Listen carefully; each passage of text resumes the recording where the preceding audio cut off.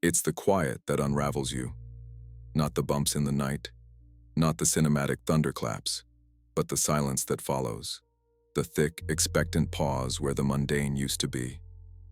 My life was mundane. I cataloged it, curated it. I'm Thomas, a historian, a man who believes the past is a collection of facts, documents, and foundations. We can touch it, analyze it, and most importantly, close the book on it. My wife, Clara, was the real anchor to reality. She was the skeptic. Where I saw romance in the crumbling mortar of history, Clara saw data. She was an analyst, a woman who found beauty in spreadsheets and absolute verifiable truths. If it couldn't be quantified, it wasn't real. We were the perfect team, the romantic and the realist. Our vulnerability, our gateway, as the occultists might say, was the Blackwood Manor. It was my inheritance, a distant familial tie I hadn't bothered with until the lawyers contacted me. It sat 3 hours from the city, a decaying Victorian monolith choked by ivy and local lore. For me, it was a historian's dream. For Clara, it was a significant structural liability that we acquired for pennies. "It has good bones, Tom," she'd said, tapping a wall in the grand foyer, her laptop bag slung over her shoulder. "But the insulation is non-existent, the wiring is pre-war, and the foundation has," she checked her notes, "significant historical settling." "It's called character, love," I'd replied, breathing in the scent of dust and old-growth timber.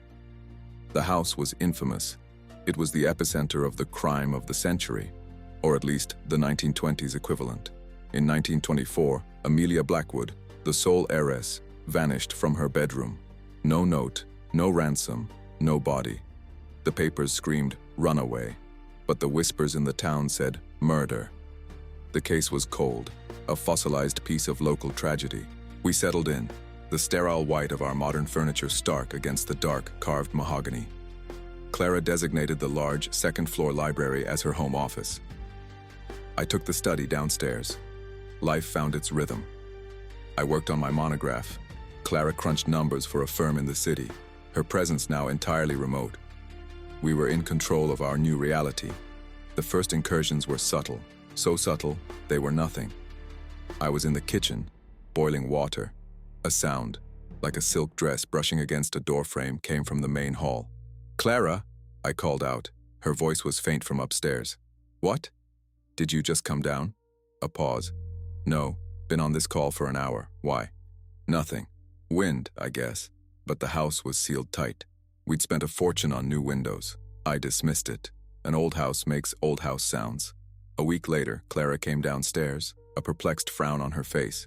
She was holding a single sheet of paper. "This is odd," she said, tapping the paper. "My data projections for the quarterly report. I left them on my desk, under the stapler. And I just found this sheet, in the hallway, tucked inside the runner rug." I laughed. "Did we inherit a cat?" "I'm serious, Tom. It was under the rug, like someone swept it there." "The drafts in this place," I offered weakly. "It's an atmospheric vortex." She didn't look convinced, but her skepticism was a fortress. "I must have dropped it. Maybe I kicked it. User error." She returned to her spreadsheet, the anomaly filed away. But the user errors began to stack. I'd find books from my study reshelved in the library. Clara's meticulously organized pens would be lined up on the windowsill. Then came the whispers. It wasn't a voice. It was the idea of a voice, a sibilant shush at the edge of hearing, always when we were alone but in separate rooms. It sounded like static trying to form a word. Clara, the skeptic, was the first to try and quantify it. She downloaded an EMF reader app on her phone. "Probably just the ancient wiring," she muttered, waving her phone around the library like a dowsing rod. "Find any ghosts?" I teased. She stopped, staring at the phone. The app, which had been silent, was whining, the digital needle buried in the red. It was localized to one corner of the room, a cold, empty corner by the window. "Faulty app," she declared, shutting it down. But she didn't sit in that corner anymore. The shift, the moment the bubble of our false security popped, happened on a Tuesday. I was researching the manor's history, purely for my own curiosity. I was reading about Amelia Blackwood. She was, by all accounts, a quiet girl, obsessed with botany. Her signature scent was lavender. That night, I woke up gasping. The air in our bedroom was arctic, the scent of lavender so thick it was suffocating. It was cloying, chemical, like a million flowers dying at once. "Clara, wake up. Do you smell that?" She bolted upright, her eyes wide in the dark. She smelled it, and then we heard it. Not a whisper, not static. A woman's voice, clear as day, sobbing. It wasn't coming from the hall or downstairs. It was coming from inside the room. Clara switched on the lamp. The room was empty. The scent was gone. The sobbing stopped. She stared at me, her face pale, the mask of rationality shattered. "Tom," she whispered, her voice trembling. That wasn't the wind. That wasn't user error. I had no explanation. The historian, the man of facts, had nothing. We were two people in a dark house, and the past, the one I thought was safely locked away in books, was weeping in our bedroom. The fortress of Clara's skepticism had been breached, and I, her supposed protector, was watching it crumble. Denial is a survival instinct. After that night, we didn't talk about the sobbing. We rationalized mass hallucination, stress, the power of suggestion. We bought an air purifier. But Clara had changed. The skeptic, having lost her anchor of disbelief, was adrift. She stopped working on her quarterly reports. Her laptop screen was no longer filled with spreadsheets, but with digitized newspaper archives from 1924. "She was here, Tom," she said, her voice flat, pointing to the screen. "Amelia, she didn't run away. She's here." "Clara, that's local legend. They never found anything." "Because they didn't look," she insisted. She was no longer just curious. She was obsessed. This was the dark revelation. The house hadn't just scared her, it had recruited her. My wife, the data analyst, was now hunting a ghost. I, the historian, was terrified. My investigation began not into the ghost, but into my wife's sanity. While she scoured the archives, I drove into town. I needed a human perspective. I found it in Mr. Abernathy, the harbinger, the town's 90-year-old retired librarian. I found him pruning roses. He looked up as I approached, his eyes cloudy but sharp. "The Blackwood Manor," he said before I'd even introduced myself. "You're the new owner, Thomas, the historian." "You've heard then."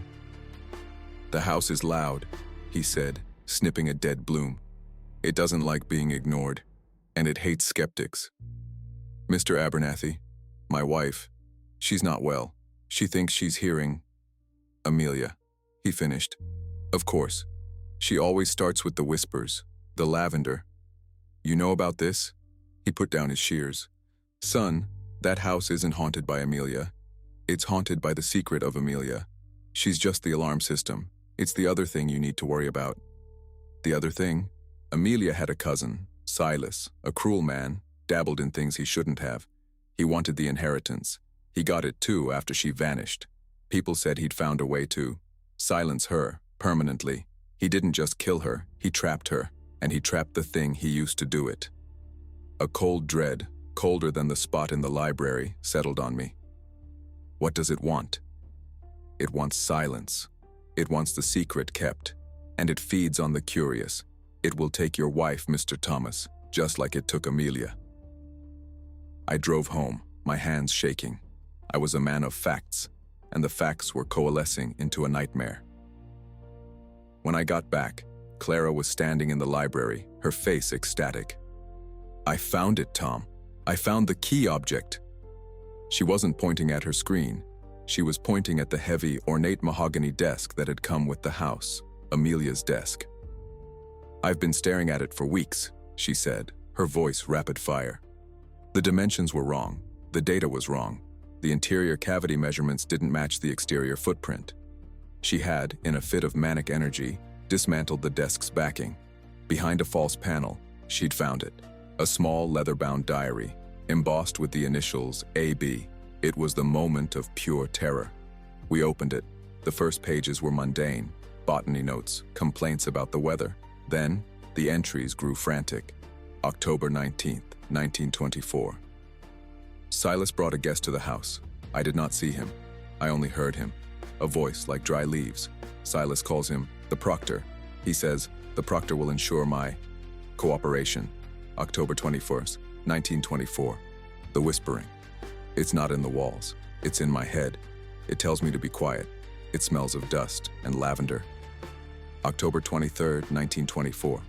Silas knows I plan to expose his debts. He told me the proctor demands payment. He said I am the currency. The final entry, dated October 24th, 1924, the day she vanished, was barely legible. It is in the room with me. It is not a man. It is a shadow with a voice. It promises Silas I will be silent. It promises me the dark. It is. The rest of the page was torn out. Clara slowly closed the diary. Her skepticism, her data, her entire structured world had collapsed. She looked at me, her eyes hollow, reflecting the room's encroaching shadows. She's not the ghost, Tom, Clara whispered, confirming Abernathy's warning. She's the bait, the real ghost, the shadow. It's the one that's been moving my files. It's been helping me. It wanted me to find this. Why? I choked out. Because the crime wasn't the murder, she said, a single tear tracing a path down her cheek. The crime was the silence. Amelia wants justice, but the shadow, it wants to be fed. And it's so hungry. I understood.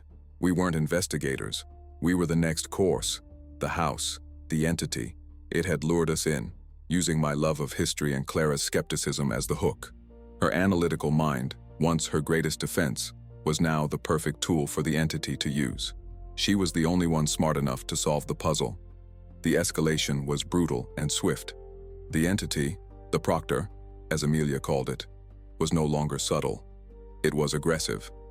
It saw Clara as its instrument and me as an impediment. The house became a psychological trap. Doors I had just walked through would be locked. Hallways would seem to stretch, the far end receding as I walked. The whispering was constant, a dry, insidious chorus that seemed to come from inside my own teeth. It wasn't just Amelia's voice anymore. It was a chorus of them, all whispering hush, quiet, silence.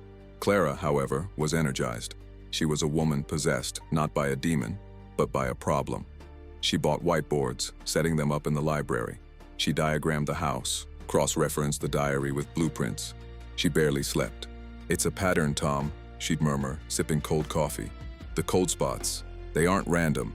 They form a line, a pathway, from the library to the main hall.